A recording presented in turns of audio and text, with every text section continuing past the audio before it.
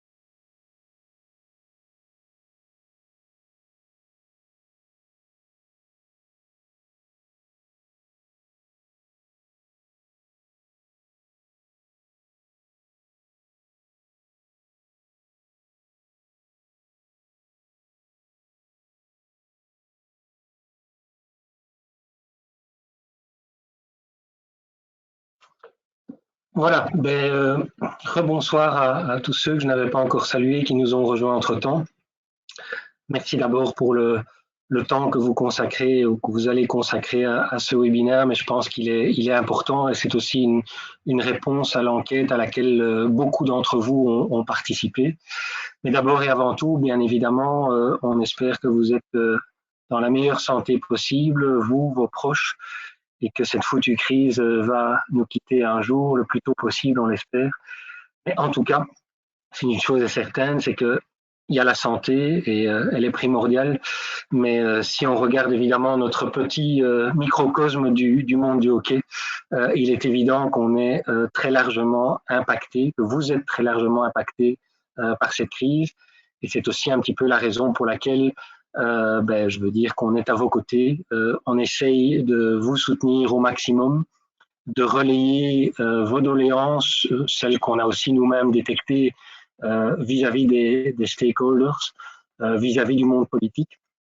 Il y a une oreille, il y a une écoute, ça c'est clair, mais il ne faudra pas espérer, je pense, des miracles, parce que voilà, on est très largement pas les seuls impliqués dans cette crise aujourd'hui. Et je dirais que voilà, il y a aussi des priorités sanitaires, sociales qui vont bien souvent passer avant nous. On essaye, je dirais, de vous informer le plus possible des nouveautés et il y en a même encore aujourd'hui des arrêtés qui ont été pris à différents niveaux. Donc, on essaye, je dirais, de manière très régulière d'adapter l'information lorsqu'elle est relevante, parce que voilà, toutes les mesures ne sont pas impactantes pour le secteur sportif ou pour le secteur du hockey. Mais donc, on continuera, bien entendu, au-delà des informations qu'on diffuse aujourd'hui, à vous donner ces informations. Peut-être une disposition avant de commencer à parler, c'est qu'on va surtout parler, je dirais, des impacts financiers, des mesures sociales qui ont été prises ou qui seront peut-être encore prises dans les jours à venir liées à la crise. Ce soir, on ne va pas parler des mesures sportives en tant que telles. Même si je ne vous vois pas, je devine certains qui disent quand est-ce que ça va sortir. Ben voilà, demain soir, on a un conseil d'administration au niveau de la RBH. Aujourd'hui, je ne peux pas dire que demain soir la décision sera prise parce qu'il y a encore des éléments perturbants ou des incertitudes, et peut-être que le conseil d'administration décidera qu'il faut encore attendre quelques jours. Je suis conscient que le message que vous donnez, et c'est le même du côté de la LFH ou de la VHL, c'est avoir une communication claire et précise. Mais j'ai aussi lu certains de vos commentaires, on les parcourra tout à l'heure, qui disent aussi ne prenons pas une décision trop précipitée si jamais, par miracle, même si l'espoir est ténu, si par miracle, il y a quand même moyen de reprendre une certaine activité sportive dans les semaines qui viennent. Voilà, c'est ce que je voulais dire en termes d'introduction. C'est peut-être aussi l'occasion de passer la parole quelques minutes à Christophe Talon, et aussi pour le remercier de tout le travail préparatoire qui a été fait, parce que une grande partie des synthèses que vous allez voir ce soir, ben, c'est lui qui les a réalisées sur la base de l'enquête à laquelle vous avez participé. Christophe, peut-être quelques informations d'ordre technique? Oui, bonsoir à tous. Merci à tous d'être là. Donc, comment ça va se dérouler? Donc, Dominique va présenter toutes les mesures et les résultats de l'enquête. Et vous pouvez aussi intervenir et poser des questions. Et pour cela, dans votre barre d'outils qui se trouve à droite de votre écran, il y a deux moyens de poser des questions. Bien en levant votre main, vous avez normalement l'icône, une petite main sur laquelle vous pouvez appuyer. Et alors, avec ceci, on pourra vous donner la parole oralement. Sinon, vous pouvez aussi taper vos questions sur l'onglet questions, également à droite dans la barre à outils. Vous pouvez poser vos questions via ce système-là aussi par écrit si vous le préférez. Donc voilà, n'hésitez pas à intervenir et à poser vos questions. Je redonne la parole à Dominique. Je vois déjà une remarque de la part d'Olivier d'Autrebande, de la Rasante, qui signale qu'il trouve bien de ne pas décider trop tôt d'annuler le championnat. Merci Olivier, mais voilà, c'est aussi le conseil d'administration dans sa sagesse qui tranchera à un moment donné.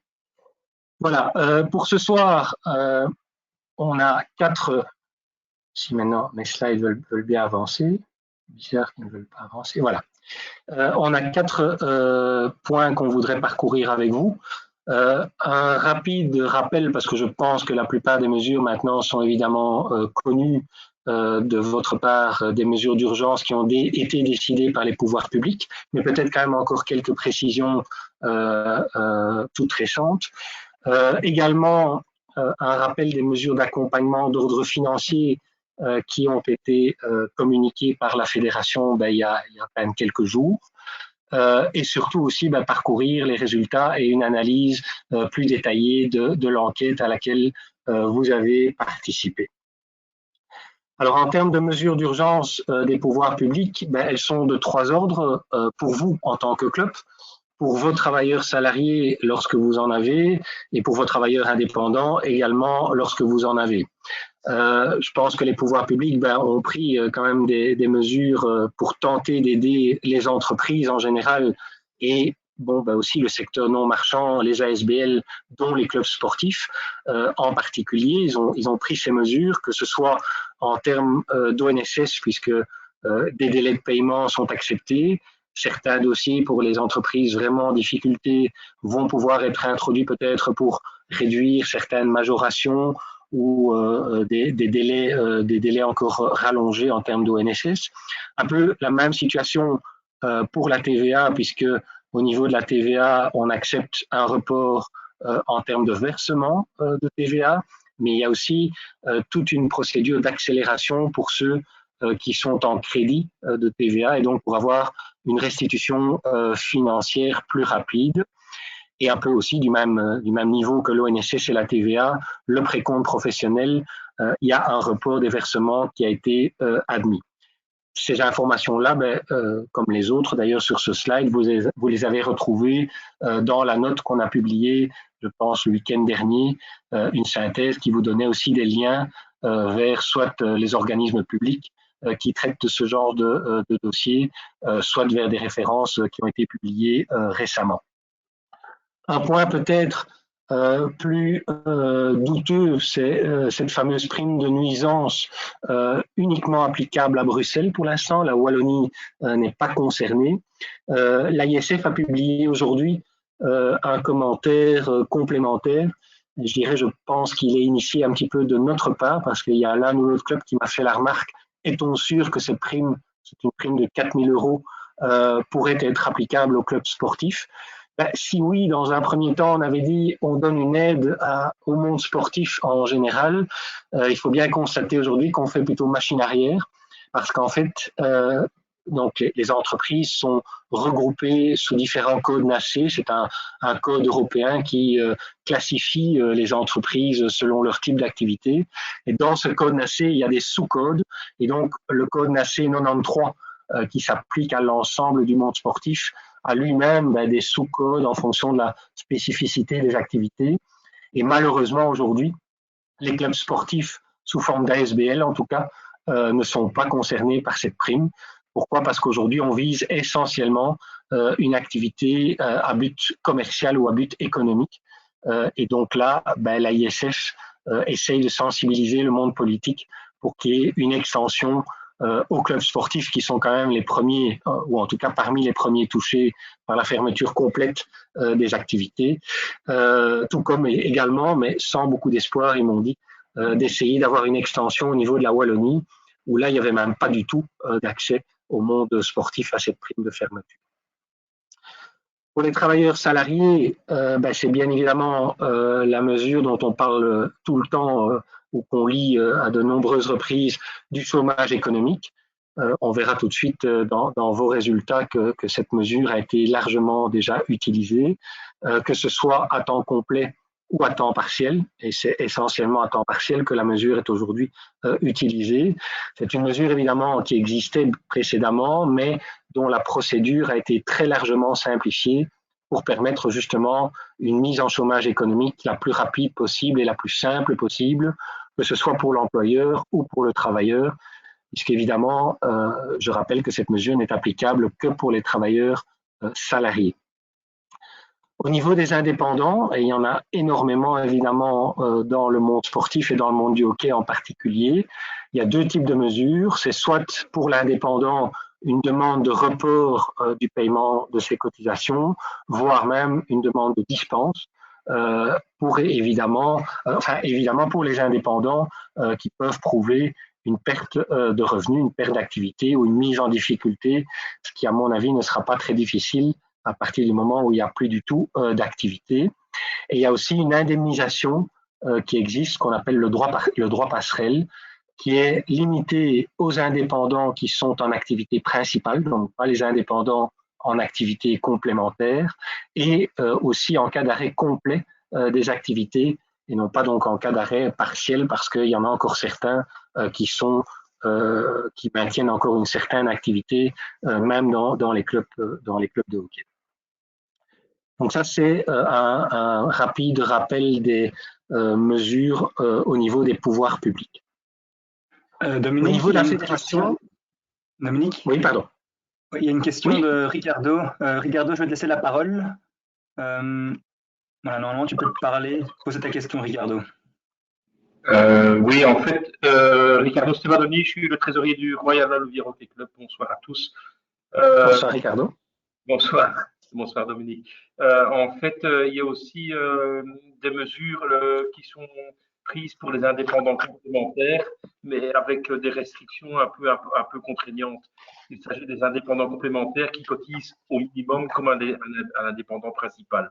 Bon, c'est un peu technique, mais voilà, il y a aussi quelques mesures qui sont prises au niveau du droit passerelle pour les indépendants complémentaires, des conditions un peu contraignantes qui ne concernent qu'un minimum de personnes, en fait. Voilà, il faut se renseigner sur chacun des indépendants de tous les clubs peut très facilement se renseigner via le site de son secrétariat social où toutes les explications sont clairement données. Voilà. Ok. Merci.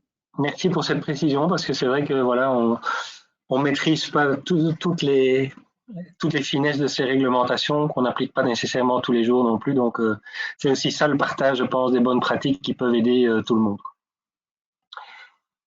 Alors, si on passe maintenant au niveau de la fédération en tant que telle, il y a eu une réflexion, je dirais, dès le début de la crise pour voir dans quelle mesure et comment on allait pouvoir aider les clubs puisqu'on voyait bien la catastrophe qui allait se profiler à l'horizon.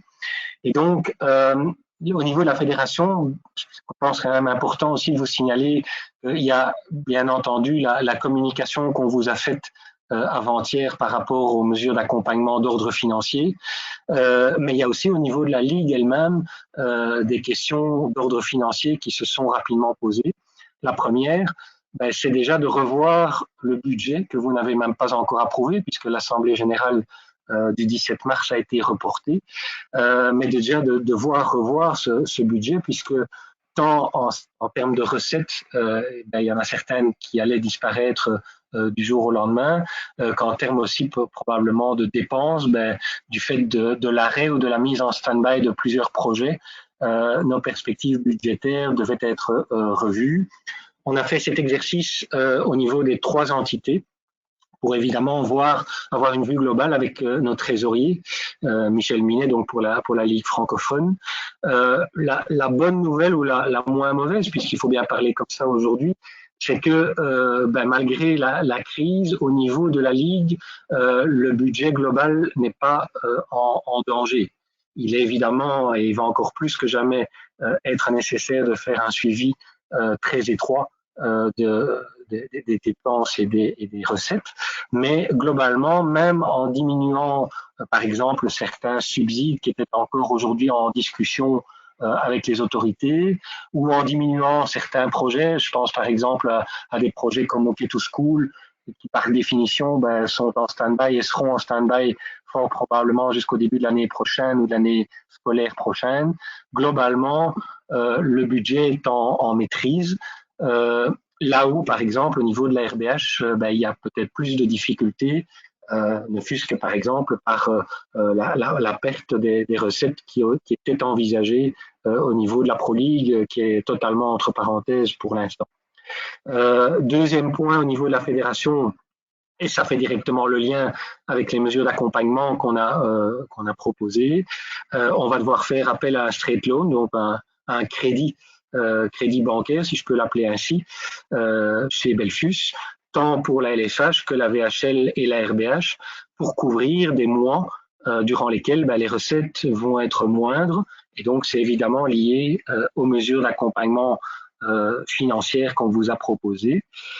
Avant de passer à ces mesures-là, ou un rappel de ces mesures, en termes de gouvernance, aujourd'hui, je suis incapable, malheureusement, de vous dire ce qu'on va faire avec les assemblées générales, sauf qu'on devra en tenir au moins une d'ici la fin de la saison, ne fût-ce que pour pouvoir approuver les comptes, ce qui était prévu évidemment au 17 mars.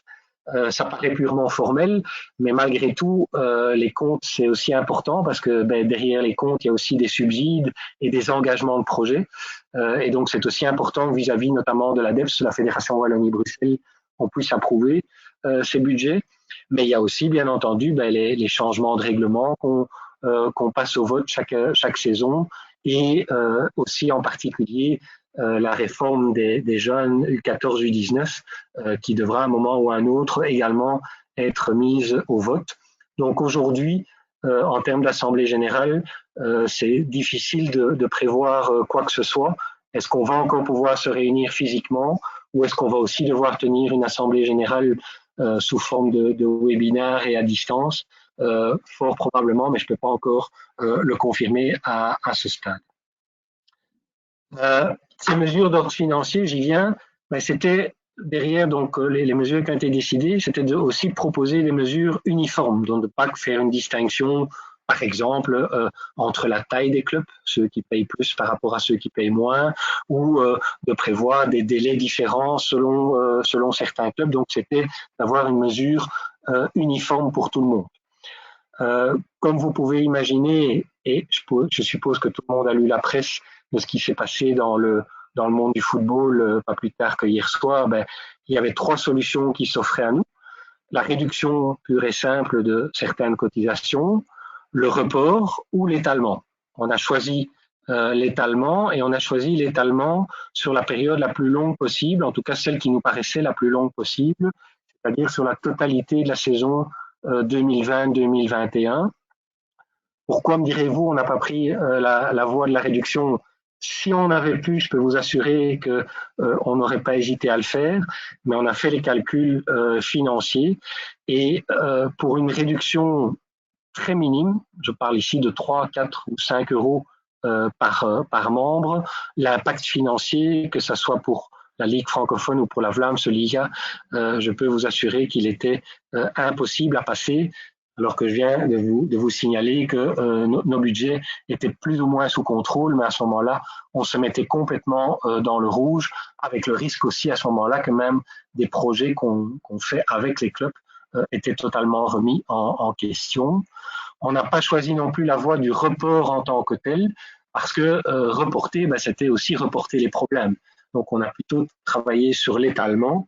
Et l'étalement, c'est à la fois vous donner ce ballon d'oxygène ici en fin de saison, donc de ne pas devoir payer le solde, donc la dernière tranche des cotisations ici au mois de juin, mais d'attendre la fin de l'été, et donc probablement aussi pour vous les premières rentrées de cotisation de la prochaine saison pour solder cette saison-ci. Et puis, tout au long de la saison 2020-2021, d'étaler un peu plus les tranches de paiement. Donc, au lieu, par exemple, de payer 65% en début de saison, ce sera 50. Puis, au lieu de payer 25, ce sera 20. Et alors, au début 2021, on rajoute un 3e acompte qui n'existait pas jusqu'à présent pour pouvoir revenir dans les clous en fin de saison 2021. Mais ça vous permettra aussi fort probablement de voir à votre niveau quels sont les types d'activités que vous pouvez relancer ou intensifier justement pour avoir un peu plus de rentrée financière ou compenser les larges pertes que vous avez ici en fin de saison. 2 points pour terminer sur cet aspect-là. Bien entendu, donc la dernière tranche de cotisation, vous recevrez la facture dans les mêmes délais que les années précédentes, donc au début du mois de mai. Pour ceux qui le souhaitent, ceux qui le peuvent, il n'y a évidemment aucune interdiction de payer dans les délais habituels. Ce sera ça aussi qui finalement réduira le coût du straight loan qu'on ne devra pas utiliser auprès de la banque. Et deuxième remarque, on a décidé de ne pas impacter dans ces mesures d'étalement le solde de la saison indoor. Pourquoi? Parce qu'on pense que voilà, la saison indoor, elle est terminée, elle est derrière nous, elle est derrière vous, et que donc il y a aussi des cotisations en principe que tous les membres ont payées et qui devraient permettre de solder cette facture dans les délais normaux. J'en arrive maintenant à l'enquête en tant que telle. Et donc, comme je l'ai dit dans mon intro, peut-être pour ceux qui n'étaient pas là, vraiment merci beaucoup d'avoir participé aussi nombreux à cette enquête.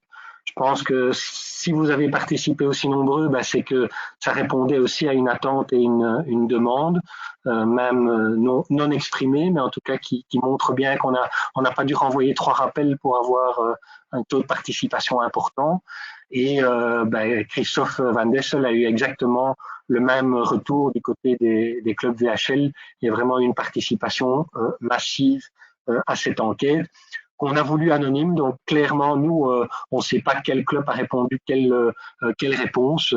On a plutôt travaillé par taille de club, ce qui permet peut-être aussi d'analyser les résultats de manière différente.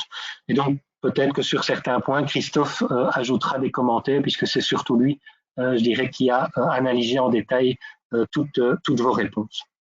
Oui, Dominique, avant de commencer, je propose, il y a une question d'Olivier d'Autre Bande Oui. que je vais lui laisser la parole, comme ça il peut la poser. Vas-y Olivier, je t'en prie. Merci Dominique, merci pour ces explications. J'ai une question. Donc, dans les clubs, on a effectivement pris des mesures pour diminuer nos coûts, hein, comme on le pouvait, en diminuant les charges, entre autres les charges salariales, que ce soit pour les salariés ou les indépendants. Au niveau des ligues et de la Fédé, est-ce que vous avez envisagé ou pris ce type de mesures, puisque je peux imaginer que la charge de travail a diminué chez vous, même si elle n'est pas passée à zéro, puisque la preuve, c'est qu'on a déjà parlé, mais qu'il y a sans doute du travail plus léger pour certaines fonctions. Est-ce que c'est quelque chose que vous avez envisagé justement pour équilibrer vos budgets et donc les nôtres aussi par rapport au point de ne pas diminuer les quotidiens? Donc effectivement, on est en cours de finalisation de l'analyse. On n'a pas encore pris de mesures aussi radicales que, je dirais, une entreprise ou un club comme vous qui a dû du jour au lendemain cesser toute activité ou quasi toute activité. Comme tu le dis, effectivement, au niveau de la Ligue, il y a pour certains une diminution d'activité, mais pour d'autres, je dirais, une suroccupation. Je ne vais pas dire que j'en suis en première ligne, mais clairement, voilà, on a évidemment à gérer d'abord et en priorité cette crise pour vous aider au maximum. Mais donc oui, l'analyse est en cours et donc on va dans les jours qui viennent voir quelles seront les orientations qu'on va prendre et qui impacteront soit tout le monde, soit peut-être plus certaines personnes que d'autres. Mais effectivement, c'est une mesure qu'on va envisager, que ça soit sous la forme d'un chômage économique ou bien sous d'autres formes encore qui sont également possibles. Alors donc, si j'en viens maintenant à l'enquête en termes quantitatifs, vous voyez ici sur le slide les réponses qu'on a reçues, qui montrent très clairement que l'enquête est particulièrement représentative, puisque si je prends les clubs les plus grands, on en a 12 sur 13. Les clubs entre 450 et 900, on en a 9 sur 10. Les clubs plus moyens, on en a 7 sur 9. Et les plus petits clubs, on en a 4 sur 14. Mais évidemment, dans cette tranche-là, il y a aussi les clubs qui, je ne vais pas utiliser ce vilain mot de satellite, mais bon, qui dépendent aussi peut-être d'une autre entité. Et donc aussi peut-être dans cette catégorie-là, ils se sont sentis moins directement concernés par la crise. Et donc, on peut vraiment parler d'un taux de représentation de plus de 70% qui montre que les résultats sont certainement à prendre en considération. Si on parle en termes de travailleurs salariés, on constate qu'il y a 21 des 46 clubs ou 21 des 32 qui ont répondu, qui ont des travailleurs salariés, sans surprise évidemment plus dans les grands clubs que dans les plus petits, ce qui donne une image, une photo. Ça peut aussi être intéressant, je dirais, en dehors de cette crise, de voir un peu quelle est la structure salariale dans les clubs. On voit qu'en moyenne, on est à 2,2 équivalents temps plein dans les clubs, essentiellement, et ça c'est sans surprise, au niveau de l'administration, au niveau du staff sportif et du personnel d'entretien. Et par rapport à la crise, quelles ont été les décisions qui ont été prises, et on y revient par rapport à la question qu'Olivier posait tout à l'heure, il y a évidemment le choix du chômage temporaire, mais essentiellement d'un chômage temporaire partiel. Pourquoi? Parce qu'il y a de toute façon quand même un maintien d'une certaine activité, voire il faut de toute façon penser au futur, puisque c'est aujourd'hui ou demain que la saison prochaine se prépare et que donc là aussi, il y a des choses malgré tout qui restent d'actualité.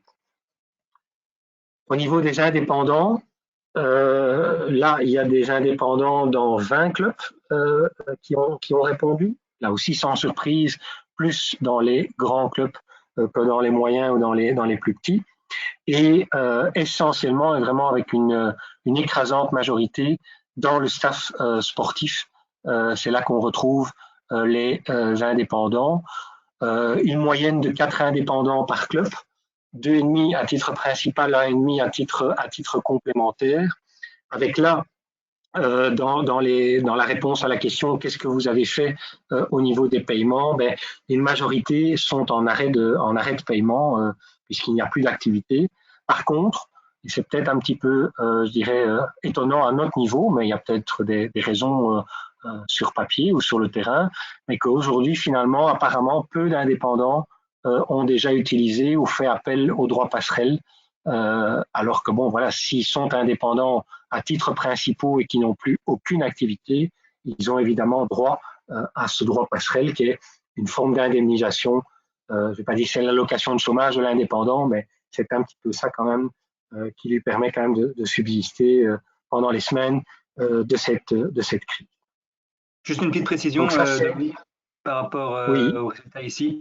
C'est sans doute que beaucoup d'indépendants dans le monde du dans le monde du sport en général ont pris des informations par rapport aux droits passerelles, mais chaque indépendant ici n'a pas répondu à ce questionnaire, donc peut-être que certains clubs ne sont pas au courant de ce que leurs collaborateurs ont déjà effectué comme solution éventuelle. Et puis aussi une autre remarque, beaucoup de clubs ont mis en commentaire que pour l'instant ils continuent à travailler avec certains indépendants en attendant aussi la décision de la fédération et pour l'instant jusqu'à la fin du mois de mars ils avaient décidé de continuer à travailler mais que pour le mois d'avril ils devaient encore prendre une décision. Voilà. Ok, merci pour ces précisions. Et Simon, on passe maintenant à une mesure évidemment qui vous touche tout à fait directement, c'est l'impact financier.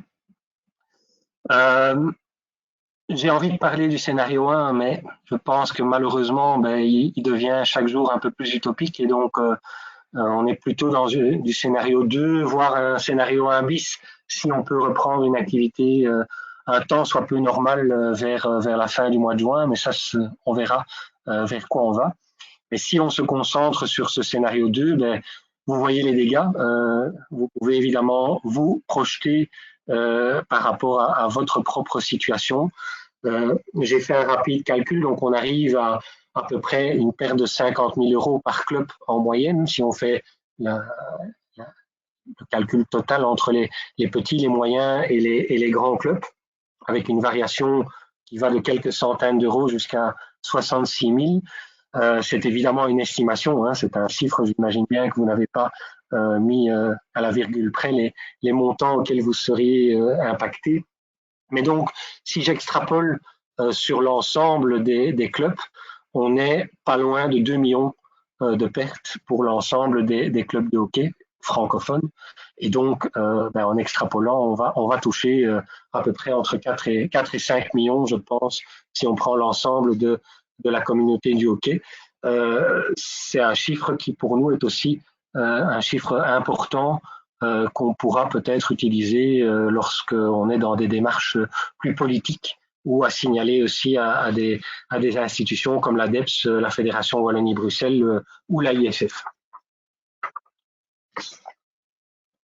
L'impact au niveau des sponsors, lui, est plus vague pour l'instant, même si je pense que la tendance est quand même à dire oui, il y aura un impact, mais malgré tout, la majorité aujourd'hui est encore dans la tendance de dire on est dans l'incertitude. On ne sait pas encore exactement, on n'a pas encore de position claire de la part de nos partenaires, de savoir si ils vont réduire la voilure, s'ils vont demander des compensations. Par contre, ce que j'ai lu dans certaines réponses est aussi inquiétant. Mais c'est logique, c'est la cascade. Si l'entreprise va mal, ben son partenariat va mal aussi. Et donc, il y a des factures aujourd'hui qui sont en suspens, qui ne sont pas honorées par les sponsors et qui donc ont aussi une conséquence financière sur la vie des clubs. Et donc, ceux qui ont répondu qu'ils avaient déjà une idée assez claire de l'impact, ben, mentionnent quand même le chiffre assez inquiétant d'une perte de 30% envisagée ou envisageable.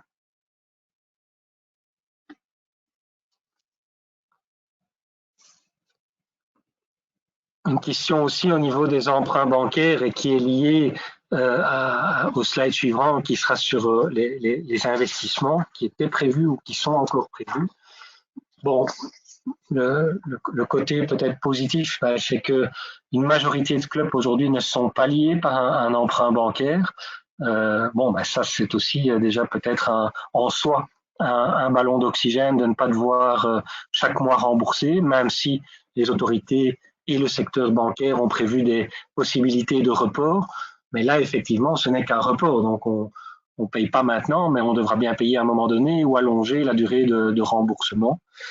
Par contre, pour ceux qui ont demandé un report de paiement, ben aujourd'hui, c'est quand même aussi encore fortement l'incertitude, puisqu'il n'y a que 7% de ceux qui ont demandé un remboursement qui ont déjà obtenu un accord. Alors, bon, l'enquête, elle date d'il y a quelques jours. Peut-être qu'avec les mesures qui ont été annoncées et encore signalées, je pense, hier soir ou ce matin dans les médias, peut-être que ces demandes de report vont être facilitées et vont être plus facilement obtenues. Mais je pense que ça aussi, c'est une forme d'incertitude dans la gestion des clubs au quotidien. Les investissements, là, c'est assez équilibré et peut-être aussi positif quand on voit que des 3 réponses, bon, il y a certains qui n'avaient pas d'investissement, mais quand même à peu près la moitié de ceux qui avaient des investissements signalent qu'ils vont pouvoir quand même malgré tout se dérouler comme prévu. C'est fort probablement des décisions ou des engagements qui avaient été pris avant la crise avec des dossiers bétonnés, des engagements financiers. Par contre, ceux qui étaient en finalisation ou en voie d'accord, évidemment, sont sans doute ou reportés ou mis entre parenthèses pendant quelques semaines, voire quelques mois.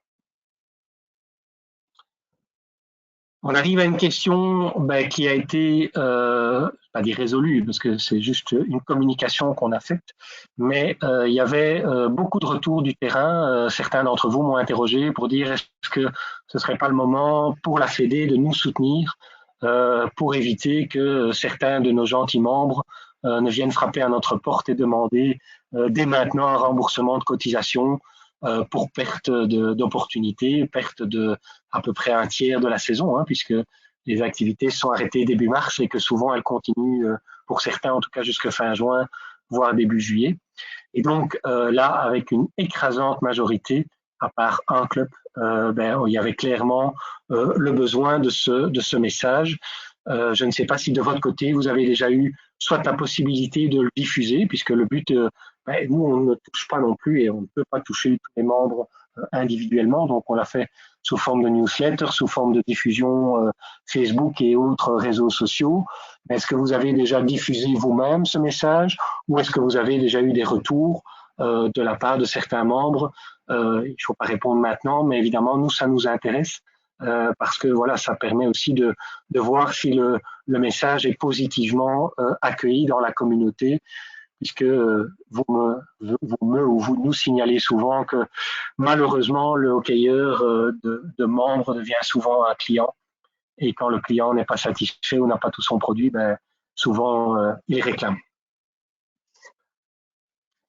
Et en termes de compensation, on a imaginé différents scénarios. Il est clair que vous êtes opposé à ce remboursement des cotisations, hein, c'est logique par rapport à la suite de la demande du message précédent. Vous n'êtes pas non plus aujourd'hui prêt à faire des compensations sur la cotisation, même si certains évidemment le sont.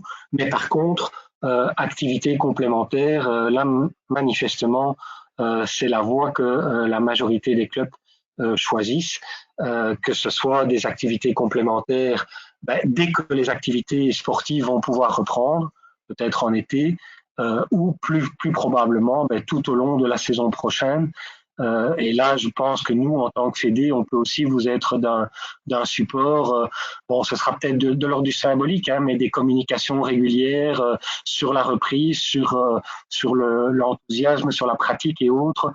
Ça peut peut-être vous aider aussi à avoir de retrouver cette dynamique sportive et cette dynamique positive dans les activités à mener tout au long de la saison prochaine. Dominique, il y a une question de Damien Lerut. Je propose de lui laisser la parole. Oui. Damien, je t'en prie, vas-y. Allô, Damien? On ne l'entend pas. Ou alors qu'il pose sa question par écrit. Vous m'entendez? Oui, Oui. Damien, on t'entend. Est-ce que vous m'entendez? Oui, vas-y. Oui, mais j'ai malheureusement quelques petites coupures. Non, donc moi je revenais simplement sur la structure, donc le slide précédent, au niveau de la structure des investissements, ben nous on était en accord avec une régie communale autonome, donc nous payons des loyers à la fois pour l'utilisation des infrastructures sportives, mais à la fois aussi pour le volet des infrastructures telles que l'ORECA et les vestiaires et autres. Et ben, bien évidemment, donc nous n'avons pas d'emprunt à la banque, mais on a ces charges qui vont continuer à peser et les investissements qui sont liés à partir du moment où nous leur payons un loyer, c'est eux qui supportent les investissements au niveau du club, que ce soit des améliorations, l'entretien ou des choses et autres. Donc, dans un premier temps, ben, nous, on va continuer, bien évidemment, dans la mesure de nos possibilités, à essayer de payer les loyers, mais les investissements, ben, on n'a pas vraiment non plus de garantie par rapport à ça, puisque je pense qu'au niveau que ce soit au niveau de leur propre organisation, de la régie communale autonome ou autre, ils vont aussi, eux, avoir une période de crise un peu plus spécifique. Mmh. Oui, je pense, hein, parce que de toute façon, ici, on parle de 2020 et pour nous, déjà presque de la saison 2020-2021. Donc, bon, 2020, c'est peut-être pas là qu'on va sentir le plus le retour de bâton, mais les finances publiques étant ce qu'elles sont déjà aujourd'hui, enfin, elles étaient déjà fragiles aujourd'hui. Demain, elles le seront encore plus. Et donc là, bon, tous les échos qu'on entend montrent que voilà, on risque, nous en premier au niveau de la ligue, mais indirectement, vous aussi au niveau des clubs en fonction de vos différentes structures, d'avoir un impact financier d'un grave déficit budgétaire au niveau des finances publiques. C'est assez clair. C'est aussi la raison pour laquelle on doit être d'autant plus prudent dans les circonstances actuelles. En fait. Oui, tout à fait. Alors, on en arrive maintenant plus à des questions ouvertes qu'on vous avait posées, que ce soit en termes d'impact sur la saison, des attentes envers la fédération ou des mesures complémentaires au niveau des pouvoirs publics. Je ne sais pas, Christophe, c'est toi un petit peu qui les a synthétisés. Est-ce que tu as des points particuliers que tu veux mettre en avant? Oui, il y a eu beaucoup de réactions. Beaucoup de clubs ont bien expliqué un peu leurs craintes par rapport à la saison prochaine. Ici, c'est un résumé des points qui revenaient assez souvent. Mais pour la grande majorité d'entre vous, donc c'est effectivement beaucoup d'incertitudes à ce stade, tant qu'il n'y a pas de décision de la part des pouvoirs publics et de la fédération, et beaucoup de peur par rapport aussi à l'impact sportif qu'un arrêt éventuel de la compétition pourrait avoir lieu. Et sinon, c'est quelques inquiétudes pointées sur des projets bien spécifiques par rapport à la rénovation, à la construction de nouveaux terrains, ou d'autres projets qui sont pour l'instant complètement en pause, en attente de la suite de la crise. Effectivement, moi j'ai lu aussi dans certaines remarques, par exemple, on en a parlé tout à l'heure, que vous mainteniez encore à certains moments soit des salariés, soit des indépendants en activité pleine ou en activité partielle en fonction des décisions sportives qui seront prises.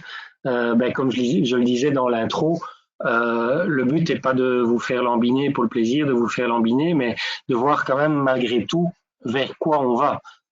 Est-ce qu'aujourd'hui, il est raisonnable de dire on arrête les frais parce qu'il y a plus aucun espoir, ou est-ce que malgré tout, même ne fût-ce que pour reprendre une activité sportive à un moment donné, on laisse une chance à un moment de pouvoir reprendre. Je parle même peut-être pas d'une compétition en tant que telle, mais au moins des rencontres qui maintiendront, qui relanceront aussi une activité dans les clubs. Oui, et certains clubs aussi ont précisé qu'ils essaient de penser à des activités ou des tournois qui pourraient mettre sur pied en été si on pouvait jouer au hockey. Donc des événements qui seraient donc du coup pour combler un peu le manque de compétition qu'il y a eu depuis début mars pour offrir quelque chose aux membres. Donc il y a beaucoup de clubs qui travaillent aussi à des événements qui pourront avoir lieu cet été, si on peut jouer bien sûr. C'est évidemment la grosse incertitude. En termes d'attente des clubs envers la Fédé, il y en a certaines des remarques qui sont ici auxquelles on a répondu. Je pense surtout les points qui traitent des aspects financiers. La solidarité, je pense, est importante, le partage de bonnes pratiques. Donc, vraiment, enfin, c'est pas des vaines paroles. Ici, ce qu'on fait, et on peut le refaire, je dirais, si vous trouvez ça utile, à intervalles réguliers, mais à ce moment-là, peut-être plus justement sur des échanges de bonnes idées qui viennent de gauche ou de droite. C'est quelque chose qu'on peut tout à fait envisager plutôt que de l'échanger par mail. Bon, moi, je peux aussi vous envoyer différents mails, mais je crois que s'il y a des idées qui viennent du terrain, comme par exemple le jour où on peut reprendre une certaine activité sportive, ce sera, si on décide d'arrêter les championnats, ce sera plus sous forme de compétition en tant que telle, mais de voir un peu comment est-ce qu'on peut structurer, comment est-ce qu'on peut communiquer ça le mieux possible pour que justement ces activités aient un succès ou qu'elles ne se superposent pas les unes aux autres. Bon, rêverons qu'on puisse par exemple refaire quelque chose à partir du 15 juin. Si tous les clubs décident de faire un mini tournoi, chacun va jouer dans son propre club. Il faudra peut-être essayer de se structurer au mieux. Je pense que ça, c'est quelque chose, c'est un rôle aussi que nous pouvons jouer en fonction évidemment de l'évolution de l'actualité. Il y a eu une remarque aussi dans la prise de considération pour les petits clubs. Bon, voilà, je prends note de la réaction, mais je pense qu'on essaye dans la plus grande partie des décisions qu'on prend de tenir compte des intérêts des uns et des autres, et surtout et en particulier au niveau de la Ligue, je peux vous assurer, et il y a des administrateurs qui sont aussi connectés aujourd'hui, qu'on ne pense pas que à la DH. Au contraire, on essaye aussi de tenir compte de l'intérêt de tout le monde pour prendre les décisions les plus équitables possibles. Et ce sera probablement, et fort probablement, dans ce sens-là qu'on prendra aussi des décisions sportives pour essayer de respecter cette équité le mieux possible, en tenant compte évidemment des circonstances exceptionnelles comme on les vit. Je ne sais pas si tu as encore quelque chose à ajouter là-dessus, Christophe? Non, pas spécialement. Je pense que tu as été très complet. Et alors un dernier point, qui était plus, je dirais, une question prospective, c'était de voir s'il y avait des bonnes idées pour essayer d'influencer nos pouvoirs publics pour tenter encore de nous et de vous soutenir. Je crois qu'il y en a pas mal sur lesquels il y a déjà des réponses claires, que ce soit les précomptes, les cotisations, les crédits, le report de TVA. Par contre, les deux derniers points, je pense, et je vois que Michel Minet nous suit aussi, notre financier, qu'il ne faut pas espérer grand-chose. On peut tenter, et je ne désespère pas malgré tout de pouvoir continuer à essayer de convaincre nos politiques de dégager des subsides quand ils peuvent l'être, et évidemment de ne pas les utiliser au niveau de la Ligue, mais de les transférer d'une manière ou d'une autre dans les activités clubs. Mais malheureusement, je pense que les finances publiques vont plutôt au contraire dire tout ce qui n'est pas engagement ferme, définitif ou engagement légal, tous les engagements de type facultatif risquent dans l'année ou peut-être même les 2 années à venir de passer à la trappe. Et donc, ça va aussi impacter notre manière de fonctionner pour essayer de continuer à développer des projets mais qui seront peut-être d'un autre niveau ou d'un autre type en fonction des crédits dont nous pourrons bénéficier. Peut-être encore un message, c'est que par exemple au niveau de la Fédération Wallonie-Bruxelles, il y a une enveloppe de 50 millions d'euros qui a été dégagée pour tenter de soutenir, je dirais, le secteur non marchand dans sa globalité, y inclut le secteur sportif. Mais il ne faut pas non plus se leurrer, et c'est tout à fait logique. L'essentiel ira évidemment vers la santé, et encore 50 millions, qu'est-ce que c'est par rapport au coût actuel? Donc, si le secteur sportif obtient quelque chose, je crains malheureusement que ce ne sera pas grand-chose, mais tout ce qu'on pourra obtenir, évidemment, on le partagera au maximum avec vous. Voilà. Moi, je pense que c'était ici les éléments essentiels qu'on voulait ressortir de cette enquête. Donc maintenant, je ne sais pas si vous avez encore d'autres questions, des remarques, des suggestions. C'est le moment. Oui, juste une petite remarque, Tommy, aussi. par rapport à toutes les mesures qu'on présente ce soir, en fait, on les met sur le site. Il y a une page qui est dédiée pour ça sur le site ok.be/fr, où de manière assez régulière, on actualise les infos qui nous arrivent de nos différents points de contact par rapport aux mesures qu'on peut mettre en place. Donc, n'hésitez pas vraiment à vous rendre tous les jours sur notre site. Dès qu'on entend quelque chose qui peut vous être utile, c'est rajouté sur cette page. Oui, tout Merci. comme les slides qu'on a présentés ce soir, évidemment, on vous les enverra. Hein. Ouais. Encore des questions? Une question de Pascal Claes. Je vais lui laisser la parole.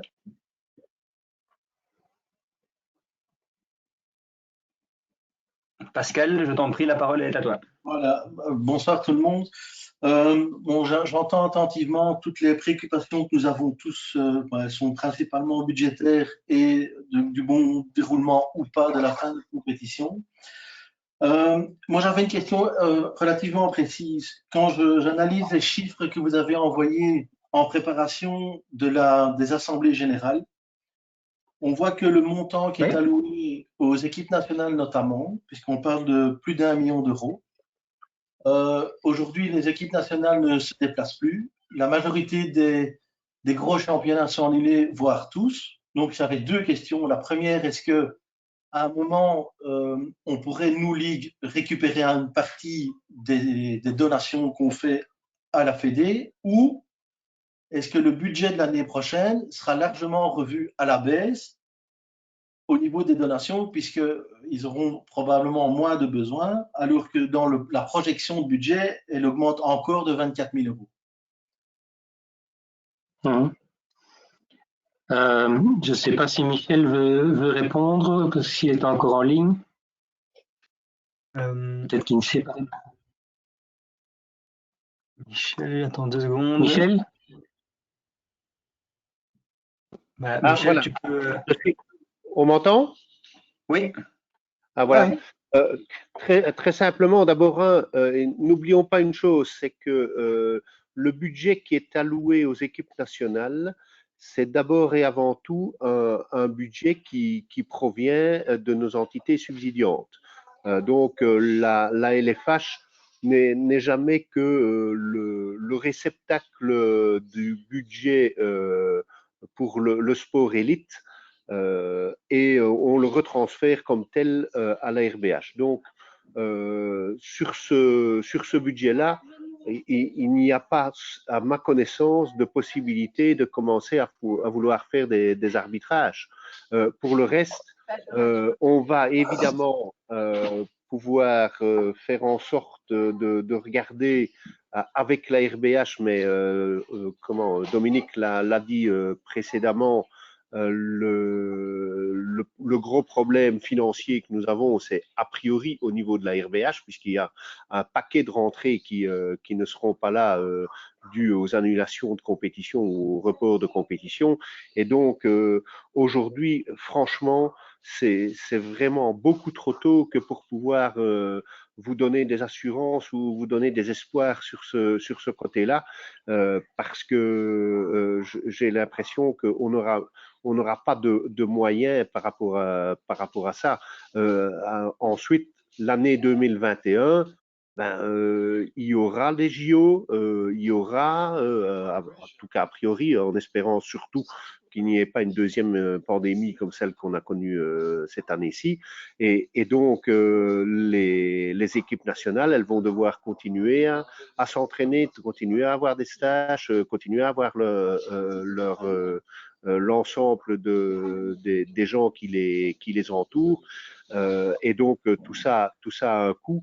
Donc, aujourd'hui, on est un peu dans une bouteille à encre pour pouvoir répondre à cette question. Il est clair que ce qu'on va faire, et ça sera absolument essentiel pour préserver le budget de la RBH, ça va être de réduire toute une série de coûts liés aux équipes nationales aujourd'hui, qui fatalement ne s'entraînent plus, etc. Mais ça fait partie de ce que Dominique vous a dit au tout début. On a réussi jusque maintenant à faire en sorte de toujours équilibrer les budgets des différentes entités, que ce soit ARBH, VHL et LFH, et heureusement, nous continuons à parfaitement être en symbiose entre les différentes entités, mais il est clair que le problème, il est fondamentalement au niveau de la RBH et qu'on a dû prendre des mesures, et ainsi d'ailleurs que tant à la VHL qu'à la LFH, on a revu à la baisse tout un paquet de dépenses. Autrement, on allait droit dans le mur. Tout comme vous devez gérer vos finances, nous devons gérer les nôtres. Et donc, ce que nous avons privilégié dans l'approche qui vous a été présentée, c'est on ne saura pas assumer au niveau de la LFH les pertes de l'ensemble des clubs de la LFH. Dominique vous a parlé de 2 millions d'euros. Il est clair que c'est absolument impensable à notre niveau. C'est très simple, on serait en faillite. Donc, c'est le budget de la Ligue. Hein. Comment dis-tu? C'est à peu près le budget de la Ligue. Hein. Sorry, mais j'entends pas bien. Je dis, les 2 millions, c'est quasi le budget de la Ligue en tant que tel. Quoi. Ah oui, pardon, sorry. Oui, bien sûr. Donc, ça, c'est absolument impensable. Donc, la problématique de la perte des revenus, c'est une problématique que, en tout état de cause, aujourd'hui, la fédération ne sait pas l'assumer, et je crois qu'aucune fédération sportive ne peut assumer ce genre de choses. Maintenant, la problématique de trésorerie, et finalement, c'est toujours ça le plus important, c'est de pouvoir passer le cap. Après, on a le temps de prendre les bonnes mesures, d'essayer de trouver les bonnes solutions pour aller chercher des nouvelles recettes, éventuellement diminuer certaines dépenses, etc. Mais donc ça, on a très bien anticipé et compris qu'il y avait un problème de trésorerie qui allait se faire jour, et donc nous avons pris les mesures de manière à alléger la trésorerie des clubs. Mais prendre au niveau de la fédération la perte des clubs, c'est absolument impensable, quoi. Alors, l'objectif n'est pas de dire que les ligues ou les fédés vont financer la perte des clubs, pas du tout. Moi, je dis simplement qu'aujourd'hui, l'argent que la ligue donne ne sera pas dépensé. Je ne vois pas pourquoi le budget de l'année prochaine devrait être maintenu à de tels niveaux, en sachant que nous, en club, on a vraiment difficile, quoi. C'est juste ça que je veux dire. Mais donc, je vais répondre, je prends la question, hein, et c'est une préoccupation que l'on a aujourd'hui et qu'on a déjà partagée entre les trésoriers des différentes entités. On n'a pas encore une vue bien claire sur le sujet, et surtout de quand ce confinement qui empêche toutes les activités de se produire va avoir fin. Et donc, il est clair que ne vous inquiétez pas, et ça, j'en prends l'engagement formellement devant vous. Et je crois que tous les administrateurs de la Ligue sont vraiment parfaitement en face avec moi. Tout cent dépensé le sera utilement. Et donc, s'il y a moyen d'épargner quelque chose, on l'épargnera. Et il est clair qu'on va réfléchir à toute une série de choses. Mais n'oubliez pas aussi une chose, c'est que par rapport au budget global qui a été présenté, ce qu'on pourrait faire au niveau de réduction éventuellement de cotisation va demeurer très minime à l'échelle d'un club, parce que inévitablement, on était en train de parler, quand on a fait nos calculs, on était en train de parler de quelques euros par membre. Or, j'espère quand même, ou je n'ai pas l'impression qu'on en est à ce point-là, même s'il y a, et j'en suis particulièrement bien conscient, des situations difficiles chez certaines familles. Très bien, merci beaucoup. Est-ce qu'il y a encore d'autres questions? Il y avait une question, Dominique, de Cédric Sapard qui demande par texte quid de l'idée de supprimer les amendes, surtout en indoor. Ouais, c'est une suggestion. Je dirais, on n'est pas fermé à toute idée. Maintenant, on doit évidemment mesurer chaque fois l'impact de ces différentes mesures. Mais voilà, je prends la suggestion et on va regarder si c'est de l'ordre du possible.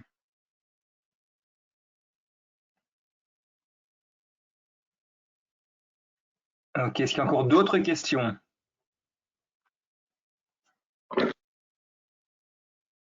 Il n'y a plus de questions pour l'instant, Dominique. Ok. Je propose qu'on clôture et moi, je dirais, vous aurez certainement encore dans les jours à venir des réflexions ou des situations plus particulières dont vous avez envie de partager en direct, que ce soit avec moi ou avec d'autres collègues. N'hésitez pas. Je dis pas qu'on a des solutions à tout, mais voilà, je pense que vous avez quand même aussi entendu le message qu'on est ouvert à d'abord et avant tout essayer de vous aider. Je vais pas parler de sauver ce qui peut être sauvé parce que ce serait quand même peut-être trop négatif. Mais voilà, il n'y a pas de solution miracle. Je crois que Michel l'a clairement mentionné. Mais voilà, si on peut essayer de trouver des pistes, on les examinera ensemble. Ou si vous avez encore d'autres types de réflexions, on est évidemment preneur. J'ai encore une question, Domi. Je vois de Guillaume Waters. Je vais lui laisser la parole. Guillaume, je t'en prie. Oui, j'ai pas de questions particulières parce que pour nous c'était très clair, mais je voulais vous remercier parce qu'on ne le fait peut-être pas assez, mais aussi pour votre communication et votre clairvoyance parce que je trouve que vous êtes très proche des clubs et je trouve ça très bien. Merci beaucoup, ça fait plaisir. Merci beaucoup. Ouais. Il y a aussi une remarque de Gorka qui nous signale qu'il faut s'assurer que tous les clubs soient traités d'une manière équitable. Je pense que c'est évidemment l'objectif. Oui, bien entendu. Alors, il y a encore une question de Ryan qui demande l'impact de l'annulation de la Pro League. En termes financiers, aujourd'hui, l'annulation, elle n'est pas encore tout à fait annulée, hein, puisque aux dernières prévisions, sont-elles réalistes ou pas, la FIH a reporté la Pro League jusqu'au maximum au 8 août.